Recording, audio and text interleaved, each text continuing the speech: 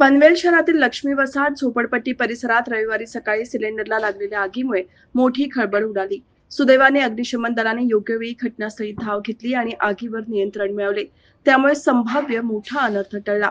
ही माहिती मिळताच माजी नगरसेविका दर्शना भोईर यांनी महापालिकेच्या अग्निशमन दलाला तात्काळ कळवले। त्यानंतर अग्निशमन दलाचे कर्मचारी घटनास्थळी दाखल झाले। त्यांनी शर्थीचे प्रयत्न करून आग विझवली। या आगीत कोणतीही जीवितहानी झाली नसली तरी परिसरातील नागरिकांमध्ये काही काळ भीतीचे वातावरण निर्माण झाले होते। गॅस सिलेंडरमधून झालेल्या गळतीमुळे ही आग लागली असावी असा अंदाज व्यक्त केला जात आहे।